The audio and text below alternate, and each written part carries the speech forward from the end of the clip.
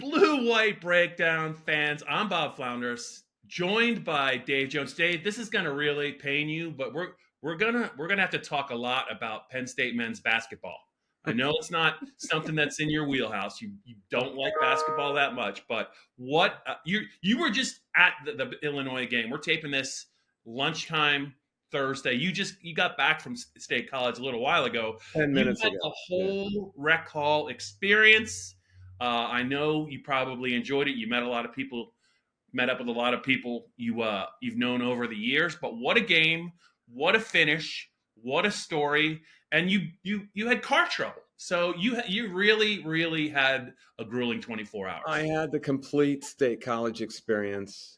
Where should I start? I haven't even told you much of it. Yeah, Penn State won the game, Penn State fans. First of all, for those Penn State football fans who are tuning in and say, why are they talking about basketball? You know, there's shit. Well, James Franklin was at the game. That's something. He had some pretty nice seats, didn't he? He always has nice seats. Behind the basket.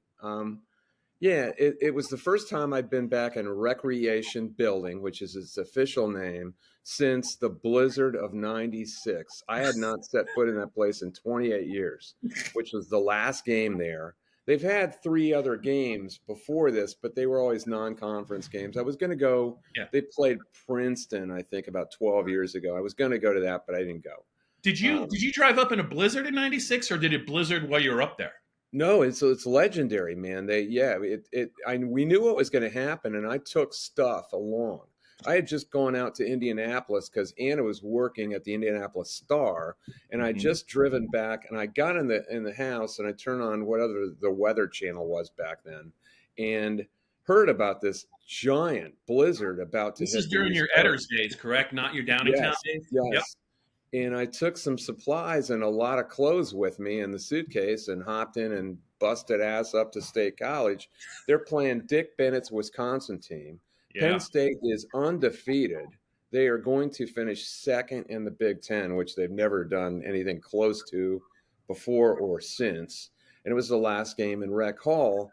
By the end of that thing, there was not, by the end of the game, Dick Bennett's press conference was, I kid you not, like 45 seconds. He took like one question and said, if there's nothing else, and no one wanted to talk about Wisconsin, they just got their brains beat in 79-50. He hadn't really gotten it going yet up there, which he did, and then really laid the groundwork for Bo Ryan, but not yet. It's January of '96, and he said, if no one minds, I am leaving this town. I am going to thumb if I have to.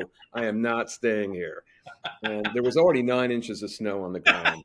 They had an Alaskan bush pilot that flew the Wisconsin team in this turboprop thing. I had a couple of buddies, Mike Lucas, and I think Rob Schultz, I'm pretty sure, who wrote for the Wisconsin papers. And they ran their rental car all the way to the State College airport, and they were on the team plane. And they basically just ran it into a snowbank somewhere in the vicinity of the rental car drop-off, but practically running, got their stuff, and ran to the plane because they didn't want to miss the plane. And they overheard Dick Bennett asking the pilot, can you really get out of here? Is this going to be safe? I'm responsible for these guys. And the guy was like, who was the guy that played the fisherman in Jaws? You know, he's like that. That's the way it was described. Robert Shaw. Robert Shaw here on the Blue-White Breakout. He was like, oh, get it out. Just tell the guy to make one pass on the runway. He revved this thing. I think he played the character Quint, too. Go ahead. Yes. He revved this thing, and off they went into the black of the sky, and it was a little bumpy getting out of there. They got out. But a couple of guys, I think Vic Feuerhard from another Wisconsin paper and Dennis something or other from the state, the Milwaukee paper, did not get out. We were all stuck at the Nittany Line Inn for 3 days, 25 inches of snow in State College, 38 in Edders. It was crazy. Yeah. And that was the last game. That was the last game. How many beers did you drink at that hotel on the Patriot News Dime, Dave? It was nice. Be honest. Yeah. Be honest. That's a good bar. How big of an expensive report was that? That's a nice had to be $1,000. They were in the top 25 for the first time in like 27 years. That And I wrote about that. I remember that, and just hanging out because Bob Casey closed all the highways. I didn't have any choice. Yeah. And sat there and wrote for 2 more days until I could get out of there. And then the first game at the Jordan Center was, I think, 6 days later. And I came back up, and then 13 more inches of snow hit my house. So we had 51 inches of snow in Edders in 4 days. It was legendary. But that was the last time I was in Rec Hall. I didn't go to any of these games. Have you been up there for wrestling or what? I think I actually covered, I think, a couple wrestling matches, but I think also, wasn't Rec Hall where there were a couple games where did Renee Portland's team play a couple games at Rec Hall or no? I seem to remember being there for a women's basketball. I don't know, but the men's team played a couple of bad non-con teams, and then I think it was Princeton 12 years ago. Pat Chambers played them, and they lost in overtime. But no, they'd never played a Big Ten team. And that was the point of this. They're playing a league game, an important game, ostensibly, in this place where in 93, Bob, in 94, that place was wild because people were so into being in the Big Ten. It's great basketball. And Atlantic 10 was good basketball, but this is the Big Ten, the preeminent basketball conference in the whole country. The Fab Five is coming in there. All these big name schools, and it was a big deal, man. It was so much fun. The crowds were absolutely lit, and it was kind of that atmosphere after it got going. It wasn't totally full because Penn State's team hasn't been very good, and they played a couple of awful games. But they hung in there and played really hard. And it didn't look like, as we talked about before we got on, it didn't look like at any point they were going to win the game. And then Illinois gave them a couple entrees with some bad passes and stupid shots, as Illinois can do. Hi, Kaiser's here. Oh. He hasn't seen me in a while. He was downstairs with Nick. Hi. You should have took him to State College. I don't think Brennan's cat would have liked that. Oh, that's right. Brennan's a cat. So they did win the game. And 90-89, a wild game. And it was a real floor rush, a real storm the court, not these prefab things where like kids are going out and doing this to each other. This was a spontaneous, like it was a charging of wildebeest onto the court. It was crazy. And it was really, really cool. Yeah. Did James Franklin storm the court or no? Was he a little restrained? He was gone by that time. He only stayed for the first half. He had already checked out to go recruit. Yeah. But, they're not any good yet. It's a patchwork team that Mike Rhodes has put together. But, man, they play hard. And the interesting part is their leading scorer, Kanye Clary, Mike threw him off the team because he just didn't play well together with the rest of them. They had 2 point guards, and Ace Baldwin is just a better, more inclusive, pure point guard. Clary's kind of a scorer, kind of an Iverson type from the same area as Allen Iverson and Michael Vick. And finally, Mike just had enough and said, it's probably best if we part ways right now. And the funny thing is Brad Underwood from Illinois, who has now been beaten by Penn State 4 straight times in 4 different arenas. Think about that. He got booty balled last year. I remember talking about it. Yeah. He was beaten at Illinois, at the Jordan Center, at the United Center, and now at Rec Hall. 4 straight games. And Illinois should not be losing to Penn State in any condition, but lost 4 straight times. And he was asked about Clary, what they were going to adjust with Kanye Clary not being in the lineup, their leading scorer, the 18-point a game scorer. Yeah. And he came right on and said, Underwood said, they've won games without him. I think they're better without him. Yeah. He came right on and said it. It was like almost endorsing Mike Rhodes. You don't want to piss on the kid or his father or whatever decisions they made, because kids are under pressure to make money now with NIL, and they need to play. They need a situation that's right for them. And this was not the right situation for either Penn State or Kanye Clary. He is a point guard, and he can't play point guard on this team. So it's not really his fault. He was a holdover from Micah Shrewsbury's team. So God bless him and wherever he goes. But Penn State's better without him. They're better with Ace Baldwin playing the point. Ace Baldwin had 12 assists last night. Played great. In What a fact, great everyone, name. What a great name for a basketball player or a bouncer, Ace Baldwin. Like, especially a yeah, point guard, yeah, the lead guard, the ace. He played terrific, with just a pest on defense.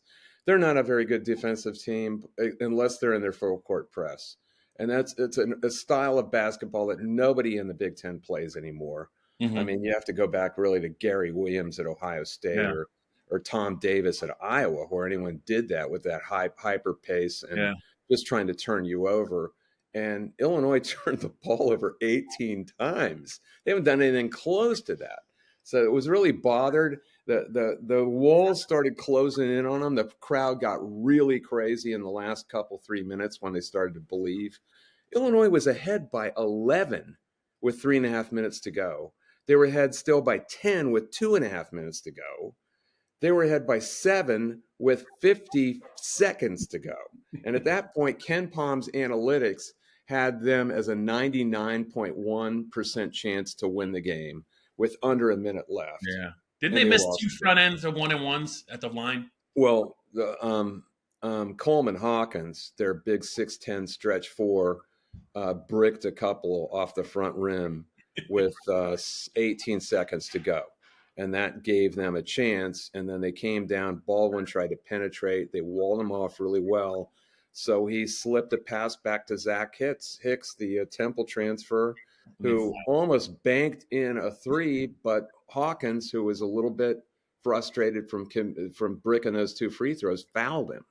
So he got 3 free throws with 4 seconds left, and Zach Hicks drained all 3 of them to win the game by a point. I mean, Zach has not been great shooting the ball like he was at Temple. He's had a rough year, and he's starting to play better and better. And this was kind of a culmination of a tough year where he's hung in there. He's always played good defense. He did what he could. But he's a pure shooter. He doesn't even shoot that many free throws. He's been shooting more lately. But I think he went into the game with 24 attempts, 18 out of 24 all season. And he has to step up there with 4 seconds to go with 3 free throws down 2. I mean, that's pressure free throw shooting. And each free throw, the crowd went up an octave, and they made the last one. And you cannot believe they're ahead. And they're ahead. And the last gasp heave didn't go in, and they won a game that they just had no business winning. It was a really awesome, fun experience. They've had a couple of moments like that this year, maybe not to this extent. But Dave, how would you say, as I'm a basketball outsider, if you had to just describe or evaluate the combination of Mike Rhodes but also I think Pat Flannery. I don't know if it's fair to ask about him. I don't know if he has had a major impact, but I know that there's a tight bond there. And how do you when you think about what they've been able to do against some pretty tough odds as the season's unfolded? What would you say about the first year, just watching these guys? Mostly Rhodes, but what they've been able to do, and what do you think it means for the future? Well, Flannery is his mentor. He was his coach at Lebanon Valley College. Right. In fact, when I missed the Buster Douglas Tyson fight, I was at a Lebanon Valley College game that night, February 9th, 1990. In stinking Anvil, PA. Yeah. And Rhodes was a freshman, but he was playing. Yeah. And I have stuck that to him a couple of times. And Pat's a mentor, but as an active advisor on this staff, I think that would be overstating it. I think Joe Crispin has had a great effect on this team. And, frankly, it's a team a lot like his mold. I mean, Joe played on a lot of teams that didn't play great defense, but played risky defense and got a lot of steals. In fact, in their seminal moment, their upset of North Carolina, that team led the Big Ten in scoring and led the Big Ten in points allowed, both. But they got 18 steals against North Carolina, which was one off the NCAA tournament record, which is exactly what Penn State got last night. They got 11, 12 steals, but 18 turnovers. And Illinois doesn't get turned over like that very often. I think what Rhodes has done in getting this team to 7-9 in the league. Yeah. This team, it's a minor miracle because it's a patchwork amalgam of guys he could pick up in 53 days when he got the job, and almost all from the portal. And now Clary is gone. He was one of the 3 holdovers. Demetrius Lilly he hasn't played all that much. I mean, you're talking about basically Jameel Brown, who all of a sudden is playing a lot and playing impactful minutes, and made the steal last night at the end of the game that had everything to do with the win. He's put all these parts together, and sometimes they just don't mesh. Yeah. And he had to live through having 2 point guards, which is always one too many. And Clary's like a scorer and kind of dominates the ball and stops the ball sometimes. And it's a mess. It's been a mess all year, but they're starting to play pretty good basketball in spots. They were coming off 2 awful games against Nebraska and Michigan State, where they just did not play well at all. But maybe they're through this drama with Kanye Clary, and everyone played pretty damn well last night. I mean, they got a chance to maybe finish 9-11 in the Big Ten, which is kind of an indictment of a bad Big Ten, but also a real endorsement of what Rose has done with this team. These aren't his guys. They're guys he could collect. And Ace Baldwin's his guy. Nick Kern's his guy from VCU. But outside of that, these are not his guys. He's going to have to collect his type of player and put them together in the next couple of years, and then we'll see where they go. I gotcha.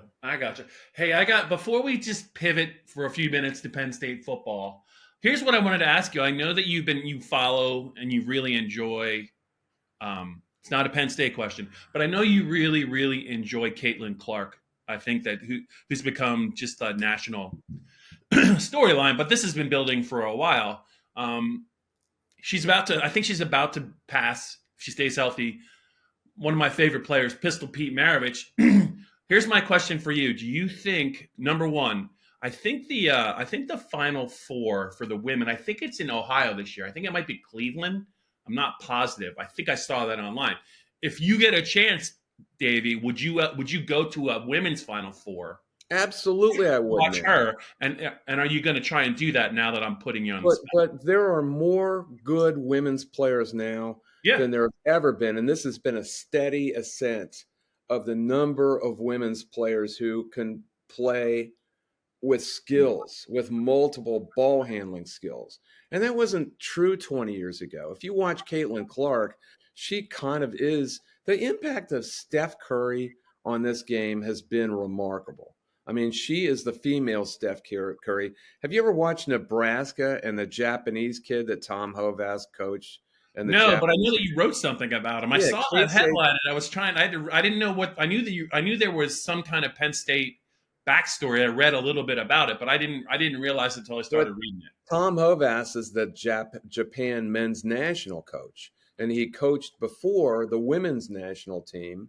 And he had opportunities to come back over here. I actually put him together with Fran Fraschilla, because after they won the women won a silver medal out of nowhere in the Tokyo Olympics in 2021 that were delayed. And no one expected that. They actually hung with the American women till about halftime and then got blown out. But they're very undersized and they have to play a different kind of basketball. Hovass coached Keisei Tominaga when he got the men's team job in Japan, and in the Asia Cup in 2022 and World Cup after that. And he's going to coach him in the upcoming Olympics in Paris. And he told me some fascinating stories. But what I said, if you could describe him, how do you describe him? And he said, well, he's the Steph Curry of Japan. And everybody is emulating Steph Curry. And that's a great thing, because what is Caitlan Clark? She's an inclusive player. She drops dimes this way, that way. I mean, some people in women's basketball I have heard do not like her kind of cheeky. They don't like the way she flops, and they don't like the way she's taking all the spotlight, because they know that women's basketball has a lot of really good players. But right now, she is the star, and it's good for everybody. And if you've noticed, there's people around women's basketball like Kim Mulkey and some of the coaches who are kind of, they're carping about Caitlan Clark getting all this attention and a little catty. Well, deal with it. Yeah, Deal with it. She's a phenomenon, and she plays like no woman has ever played. And you know what? She's the most famous college athlete in the world right now. When has that ever been true about a women's basketball player? Never, never, not even close. There was always a men's player who was more well-known than a women's player. This is a phenomenon. This is a phenomenon not just for women's basketball, but women's sports. And it's a progression from, you wouldn't say that the gender equity laws of Title IX that started in 1972, because it really didn't begin there. It began more in earnest about 20 or 25 years after that, where women's sports became a focus of more money because fans started coming to women's games. It only happened really in the last 20 years. And the more interest is generated, the more girls started playing at a young age. And we've kind of seen a gradual ascent of these skills. These women and girls at the high school level can do things now you wouldn't have dreamed of seeing 20 or 30 years ago. And I used to joke about how the game was unwatchable back then. Well, you know what? Compared to men, it was. It's not anymore, man. And Caitlan Clark's going to take it to another level. You watch. And right now, a lot of women's games are more watchable than men's. Yeah. It's just true. That LSU Iowa game last year was must-see TV. I watched it. Was terrific. I watched it. You watched it, right? Dave, I think it's your destiny. I think you need to cover one of her games and write it and see her in person. You haven't seen her in person, have you? But don't give that Pete Maravich thing any. It's ridiculous. These are two different records. I know. And everyone's talking about this. It's just stupid. She broke the women's record, and that's the record. It's got nothing to do with Pete Maravich. It's a different game, a different age, and you can even break down Pete Maravich. Well, he didn't have the 3-point line even. Think of all the more points he would have had. Yeah, he would have had 15,000 points, I think. But he was force-fed by his dad, Press Maravich, who had him shooting at the detriment of the rest of the team. So there's that. And he never played against any black guys in the SEC. And people don't want to talk about that, but that is true. So if he played it's such a ridiculous comparison. I just don't make it. She broke the women's record, and that's good enough. Yeah, I'm just saying she scored a lot of points, and that's there's not too many. She's about to be the all-time leader in points. So good with for her. The 3-point rule, which Pete Maravich with the 3-point rule. So that's good. All right, Dave, we're 23 minutes in. We're going to talk a little Penn State football, but do we have to? We do, because you're going to like what I'm going to tell you. So. Okay. This is what I'm going to say to you. I think between now and, let's just say, hypothetically, the middle of April, I'm not going to say that for any specific reason, but we're going to probably talk on a couple of podcasts between now and then. And by the end of that time, I am going to ask you 4 of the Penn State football teams that just you have covered, not the history of Penn State football. I'm going to ask you for your Mount Rushmore of Penn State players. You can only pick 4. Well, I thought you were going to say teams. Nope. Players. Pick 4 teams? Nope. Well, I was going to say what I was going to do is I was going to introduce it now, but I was going to talk about some Penn State teams that you have covered. But at the end, to build the suspense, you're going to give me your 4 Penn State players. Right, so I won't give you the players now. No, we're just going to talk about teams. Okay. There's so many great players, but I think that by the time this is over, you're going to feel comfortable giving me 4 names. So let's just start with the early 90s. Obviously, the 94 team is what everyone likes to talk about, but there were some good teams right around there. So when you think about the first several years on the Penn State beat and the teams and the players that stood out to you, or for whatever reason, where do you start with something like that? Well, the thing is, Kerry Collins was such a funny story because He was in the lineup. He was out of the lineup. He was in the lineup. He was out of the lineup. He got in the Go ahead. the volleyball match where he broke his finger. Yeah, and then he's out of the lineup. You know, he played quite a bit of football in '92, and we were all over the place. It was a weird season because they weren't in the Big Ten yet, and they were still playing an independent schedule. But Joe did this goofy thing where he arranged the bowl game before the season started. Did you know the Blockbuster Bowl? And yeah, Bill Walsh. Yeah. It's like, and it kind of took the mystery and suspense and fun out of the season, and I think it took some of the fun out of the season for the players too. Motivation, maybe. That was probably his worst coaching job. That was a pretty talented team. The 91 team had finished third in the nation. The 94 team finished second in the nation, and many believe they should have been first, but they never got the chance. And yet this 92 team, and 93 was a good team too. 93 team beat up, who was it? Tennessee. Tennessee in the bowl game. Barry was the quarterback by then too, and a game where they were not expected to win. I think they were a touchdown underdog. They roughed up Johnny Majors and the Vols. Yes. Who was that Tennessee quarterback? I can't think of his name. Schuler.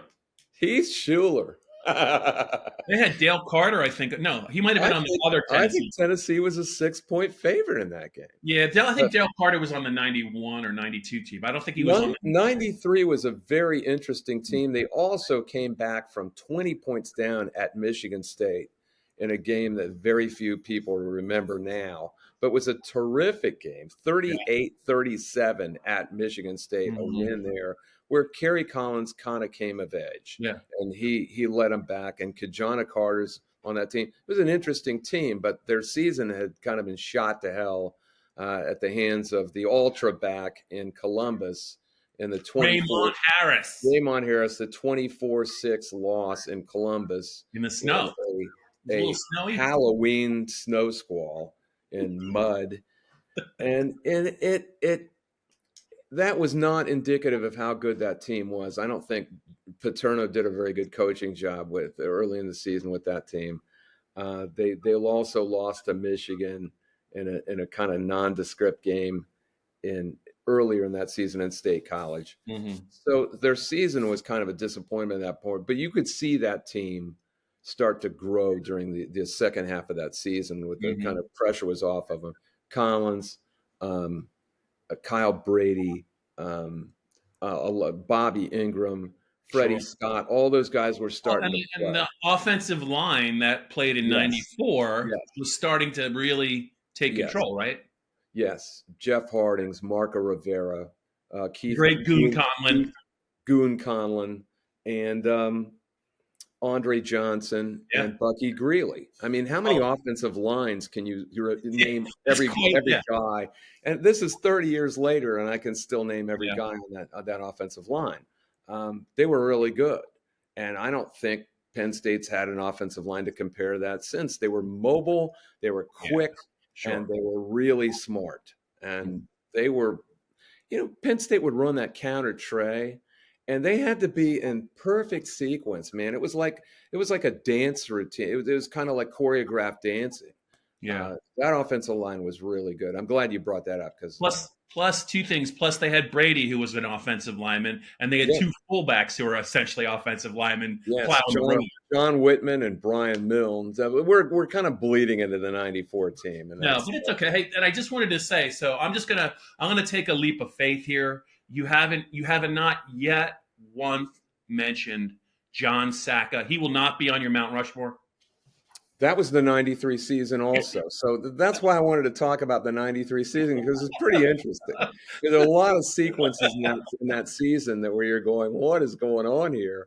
They were at Iowa, and John Sacca started the game, and they ended up winning the game. This is their first road game in Big Ten play at Kinnick Stadium.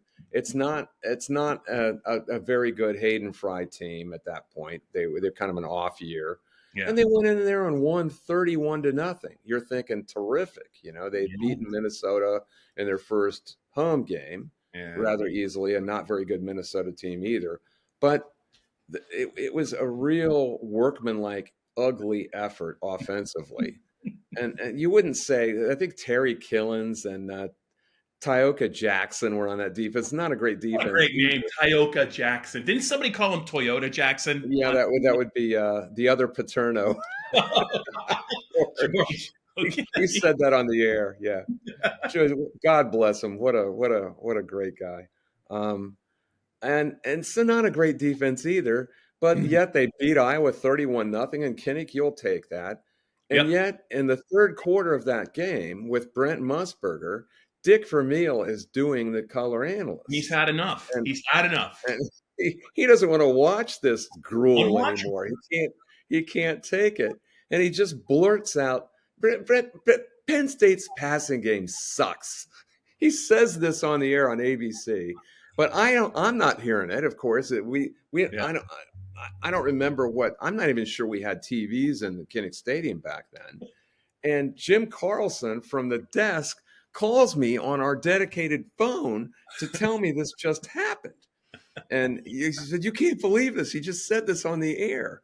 So I don't remember if I wrote anything about it that day in the game story, in the game column, but I certainly wrote it. I certainly attacked that story the next day on Sunday when I got home from Iowa. And you were able to get him on the phone, which was big. I got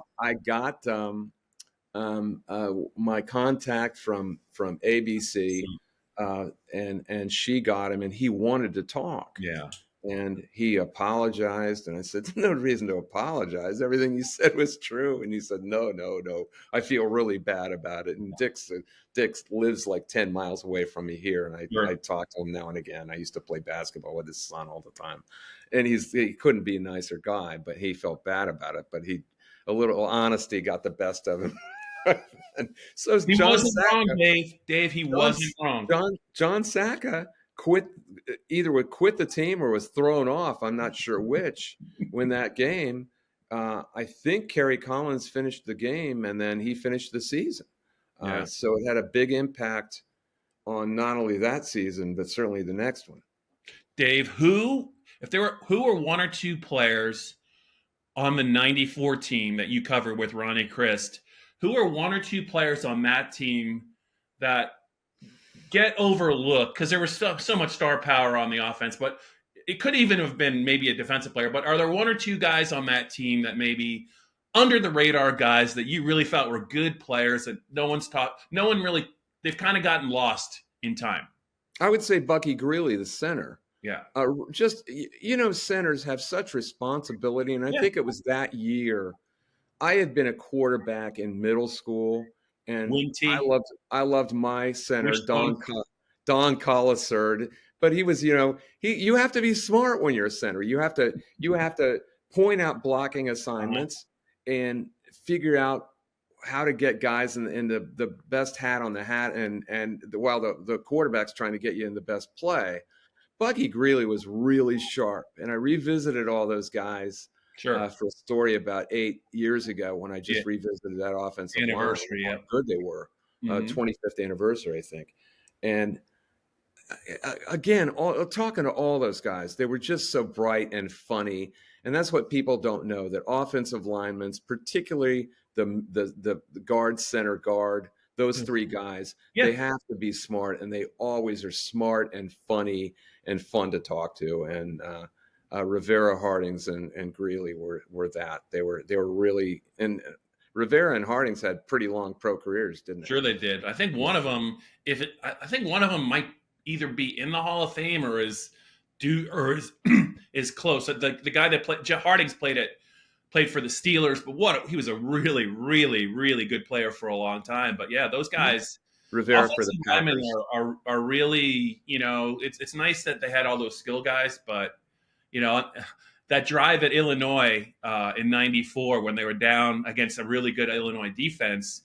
If you look at that game, like those guys were killing people. The fullbacks were too, and that was a very decorated Illinois defense with Hardy and the pass rusher. Kevin Hardy and the DE, who I can't. It'll come to me. I can't remember, but they were getting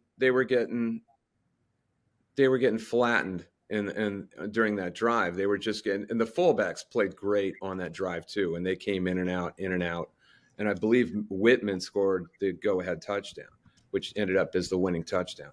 Mm-hmm. It's a memorable game for all sorts of reasons. But yeah, if I was going to say guys on that team that are overlooked, it's that line. They've never had a line like it since, and here we are 30 years later. Yeah, and I mean, you mentioned the fullbacks. Kyle Brady as the tight end, the wideouts. I mean, is there any defensive player that you remember from that '94 team, or were they just kind of? No, I would say I remembered earlier than that Mark D'Onofrio, who was just a wild man, future DC. Yeah, but I think we're talking 91 for him. Yeah. There were. Brian Miller, there were some really good DBs. Yeah. But I wouldn't say until later on they had great defenders. You get up to 05 and then you're talking about it. Well, and 99, we'll talk about that for another podcast. They just had 3 or 4 or 5 guys that were elite players. But yeah, it was. I did cheat, Penn State fans. Simeon Rice was the defensive end. That's right. I couldn't remember it. I didn't get to it on my own. I did have to look it up. Kevin Hardy was the linebacker. They had another linebacker. They were pretty good. Yeah. But that was a game where they got ahead, and they got ahead quick, and they were kind of gifted a 21-0 lead before Penn State knew what was going on. And then it was just a long, slow slog to get back in brutal conditions. It was like 38 degrees and spitting rain the whole game. So really surprising that late in the season Champaign was miserable, because it's such an enjoyable experience usually at any time of year. So that's a little confounding to me, Dave. 93 is also the only time I believe I've covered a Michigan State game in East Lansing where the sun was out. But it was like 18. It was like 18 degrees. So I don't know. Does that count? I'm not sure. It's like covering the game in the dark ages, man. Like, you just don't know. You don't know what's coming around the corner. People around here have no idea how a Midwestern winter really is, especially around the lakes. It's one thing in Iowa or downstate. Columbus isn't horrible. Indianapolis is horrible. But you get up around the lakes and Minnesota. People don't realize people hear about lake effect snow, but there's also lake effect clouds where there isn't quite enough for snow, but it just brings a northwest wind, brings the dreary overcast, the slate overcast, and it gets depressing. Yeah, and that's why people in the Midwest are miserable. It's why they drink about 30 beers a day and eat a lot of wings, because they need something to look forward. Oh wait, that's my life. Sorry. You're right though. The mid country, the mid Big Ten. Let's put it this way, Dave. I think they're not going to play there a lot, but these Pac-12 schools like USC and UCLA, they are in for. Hopefully they don't have to come in November, but if they do, God bless them. Of course. I mean, it doesn't matter. They come in late October. Late September. Michigan is surrounded by water. I mean, these Mittenlanders, they grow up in this thinking this is normal. It's not normal to be socked in clouds like all damn winter for the extended winter for 6 months. Yeah. These kids from the West Coast are going to come in there and think, where the hell are we? I don't know if I like this at all. Yeah. And they'd much rather, you'd rather go to Corvallis than Lansing. Sorry. Or Lafayette. I want to go back to San Diego. Can I go back? It's like 65 all year round. Dave, we've burned about 38 minutes here. I just want to put this on your radar. Just think about your Mount Rushmore of Penn State players that you've covered towards the end, and maybe in April we're going to get to it. But we're going to talk.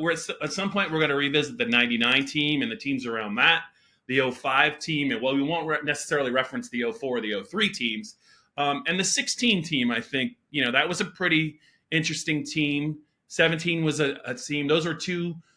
Those are two college football playoff teams that didn't get in the playoffs. So we got a lot of ground to cover, Dave. Especially 17, which the Lightning game. We're gonna have to get into the Lightning delay. Oh, you love that 3.5 hours of pure joy in the press box. In That's where all else? that team. In where else? But East Lansing or Lansing? Yeah, it was great. Beautiful. Yeah.